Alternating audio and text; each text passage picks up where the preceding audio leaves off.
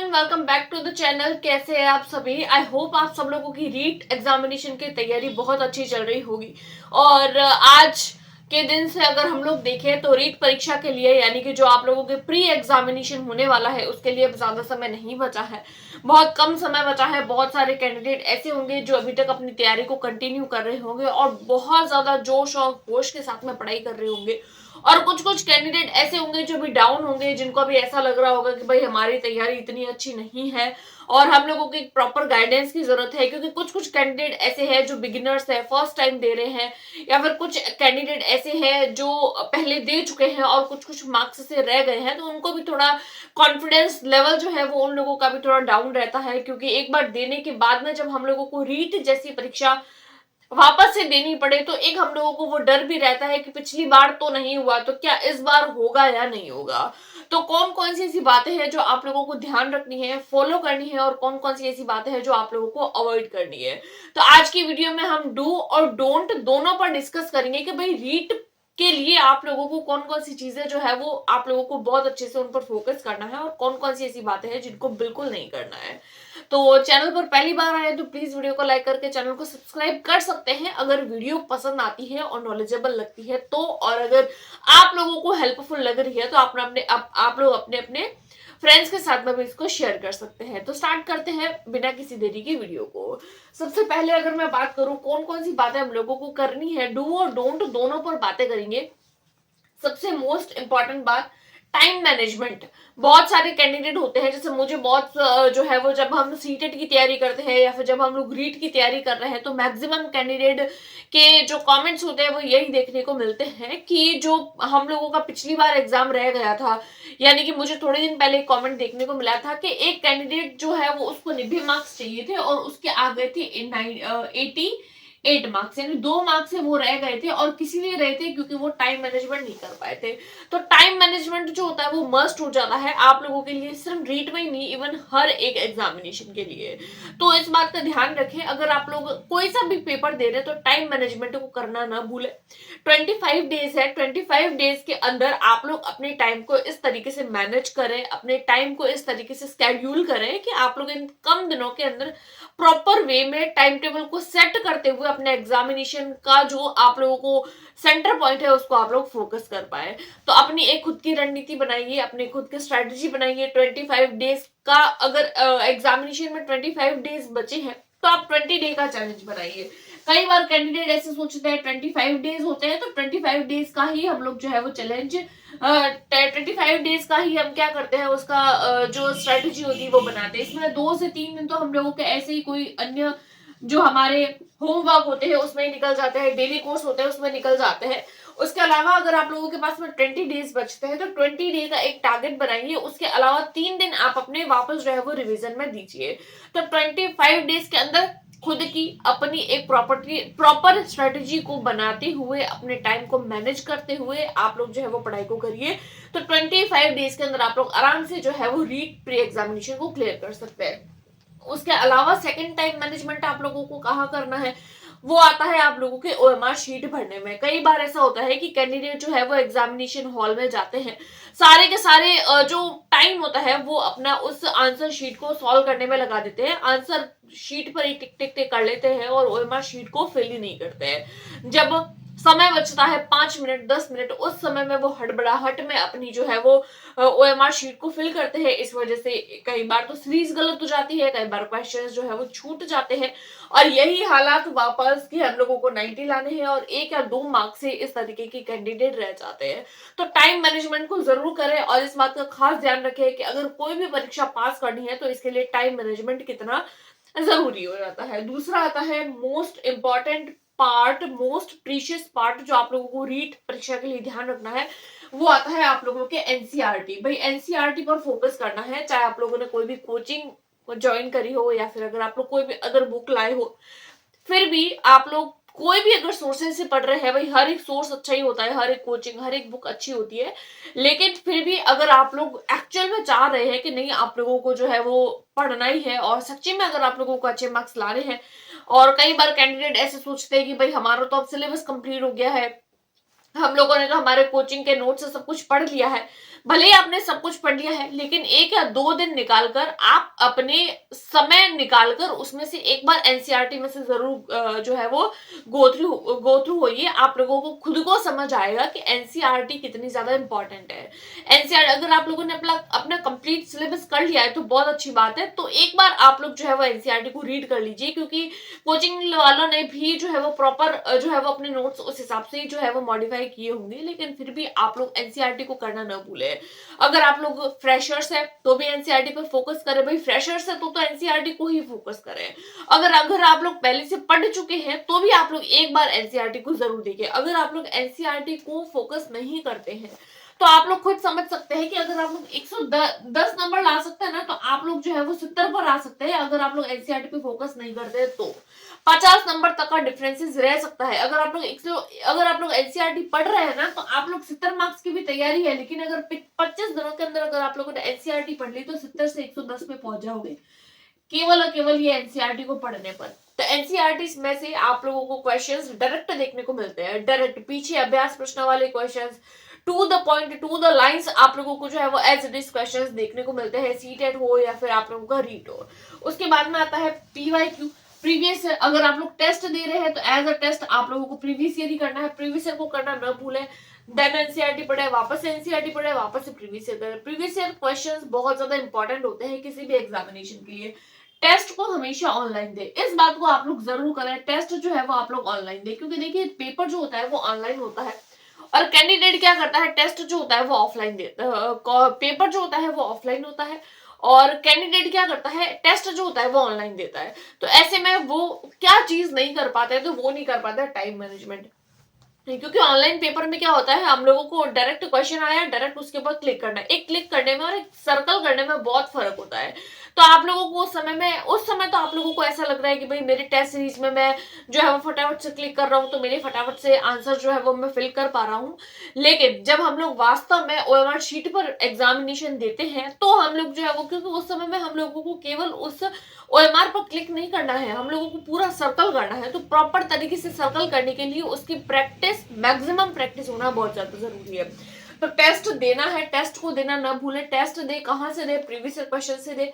Previous year को avoid नहीं करना है, प्रीवियस ईयर डू में आता है, प्रीवियस ईयर जरूर करना है, टेस्ट जरूर देना है और टेस्ट हमेशा ऑफलाइन देना है।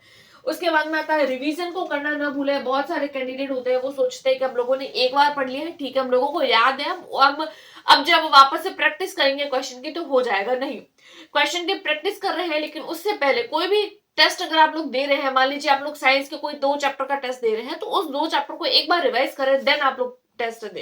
तो आप लोगों के एक तो क्वेश्चन का जो स्टैंडर्ड है वो भी आप लोगों को समझ में आएगा, और टेस्ट देने से पहले अगर आप लोग पढ़ते हैं तो एक तो टेस्ट अच्छा जाएगा, दूसरा आप लोगों को वो सारी चीजें जो समझ आ जाएगी कि एक्चुअल में क्वेश्चंस कैसे बनते हैं टेस्ट में से।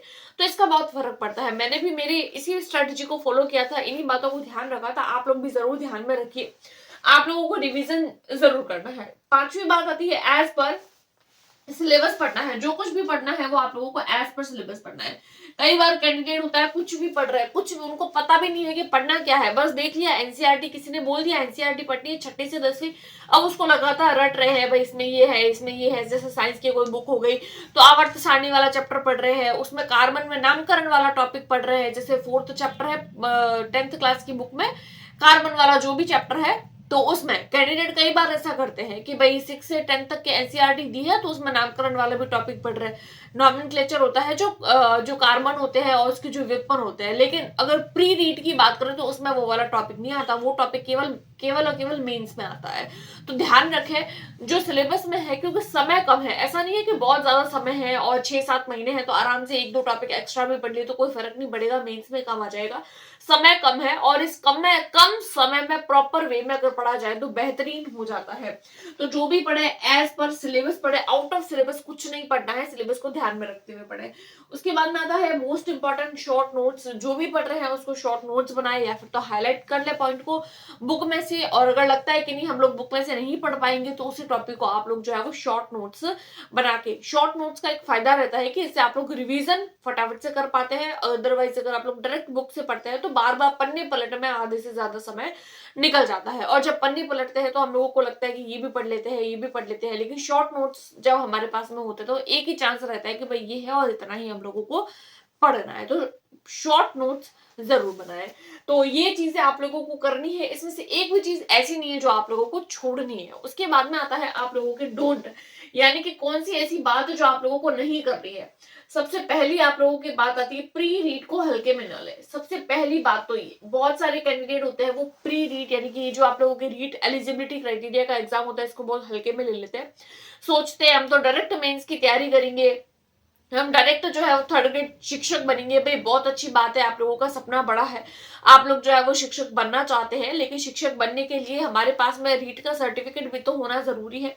अगर ये सर्टिफिकेट हमारे पास में नहीं होगा तो हम लोग जो है वो हमारे जो थर्ड ग्रेड परीक्षा है उसके लिए एलिजिबल नहीं हो पाएंगे। अगर आप लोगों ने प्री रीट कर रखा है तो बहुत अच्छी बात है, और नहीं कर रखा है तो आप लोग सोच रहे हैं कि भाई हम लोग मेंस की तैयारी कर रहे हैं उसके साथ साथ हमारे रीट की तैयारी हो रही है, लेकिन फिर भी एक बार प्री रीट के सिलेबस को ध्यान में रखते हुए, उसी तरीके के पीवाईक्यू को ध्यान में रखते हुए, इन्हीं बातों को ध्यान में रखते हुए अपने प्री रीट की तैयारी को जो है वो करें। इन 25 दिन के अंदर आप लोग अगर मेंस की तैयारी कर रहे हैं तो ये जो 20 से 25 दिन है वो आप लोग जरूर से जरूर अपने जो है वो प्री रीट परीक्षा को दें, मेंस को छोड़ते हुए, क्योंकि प्री रीट में भी पढ़ेंगे तो वो भी चीजें मेंस में काम ही आएगी। आप लोगों का समय तो खराब नहीं होगा, ये बात कंफर्म है।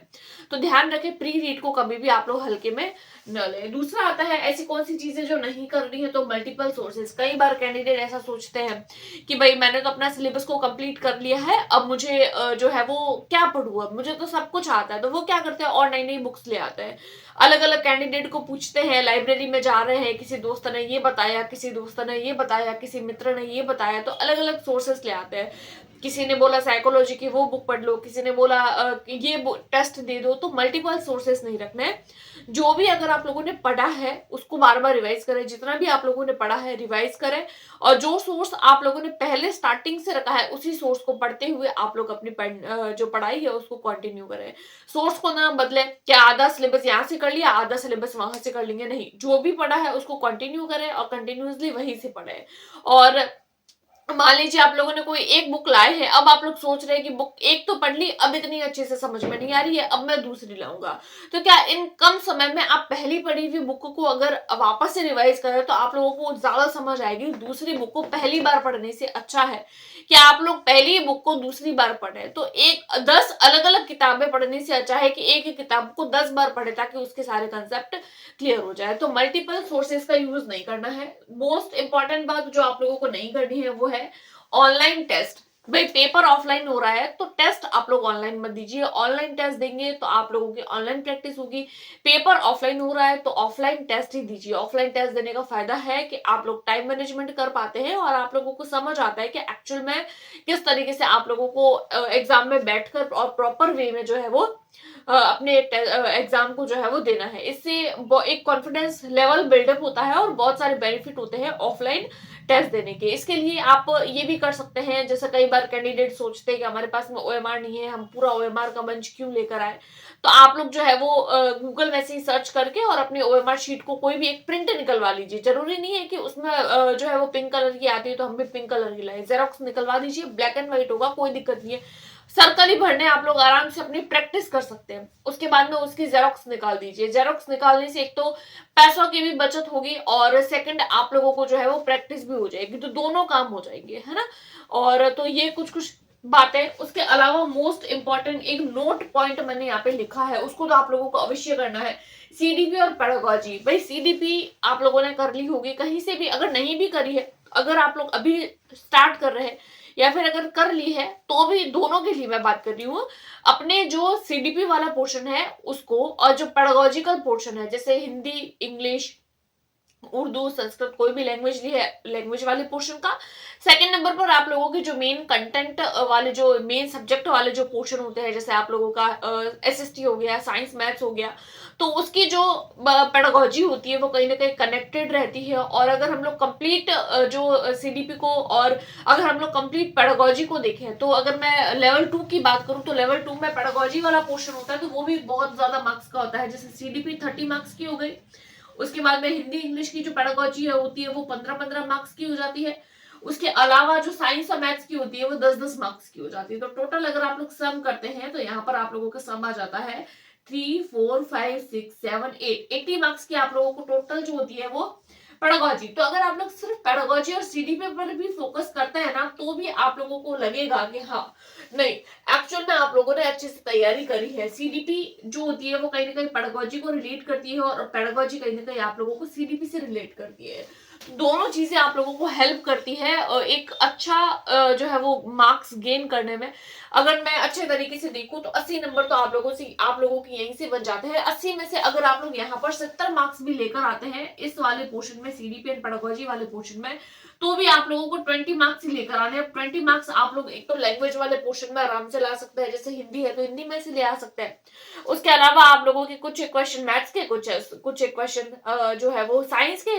उसके अलावा पेपर 1 में बात करूं तो कुछ क्वेश्चन आप लोग लैंग्वेज में से सही कर लीजिए और कुछ आप लोगों की ईवीएस में से और कुछ 2 4 एक मैथ्स में से, तो भी आप लोगों के 20 नंबर आराम से, 90 नंबर तो 70 और 20 90 नंबर ऐसे ही हो जाते हैं। तो पेडागोजी का जो पोर्शन होता है सीडीपी, इसका तो फ्री के मार्क्स होते हैं। सिर्फ प्रैक्टिस करनी है, मैक्सिमम टाइम प्रैक्टिस करिए, प्रैक्टिस करना न भूले। जितनी ज्यादा प्रैक्टिस करेंगे सीडीपी और पेडागोजी, उतनी ज्यादा आप लोगों के खुद के बूस्टअप होगी। तो ये कुछ कुछ बातें थी जो डू और डोंट को लेकर मुझे बहुत पहले से वीडियो बनानी थी, लेकिन इतना समय नहीं मिल पा रहा था। और साइंस की क्लासेस हमारे चैनल पर चल रही है और बायोलॉजी ऑलमोस्ट हम लोग कंप्लीट कर चुके हैं। अगर आप लोग लेवल 2 से हैं और अच्छे बेहतरीन तैयारी करना चाहते हैं बेहतरीन नोट्स के साथ में, तो एक बार, मैं ऐसा नहीं बोल रही हूँ कि आप लोग मेरे ही नोट से पढ़े, लेकिन एक बार आप लोग मेरे नोट्स को, एक बार साइंस की क्लासेस को जरूर देखिए। और अगर इतना भी समय नहीं है कि भाई हम लोग हमारी तैयारी को छोड़ के मेरे नोट्स क्यों देखें, तो आप लोग एक बार टेलीग्राम ग्रुप पर जाकर वहां पर आप लोग जो है वो एक बार नोट्स को डाउनलोड करके जरूर देखें। अगर आप लोग वो को पसंद आता है तो ही चैनल को सब्सक्राइब करें, अदरवाइज नहीं भी कर सकते हैं। ठीक है, तो ये कुछ कुछ बातें हो जाती है जो मुझे आप लोगों के साथ में शेयर करनी थी। और वीडियोस पसंद आ रही है तो like, subscribe and share. Thanks for watching.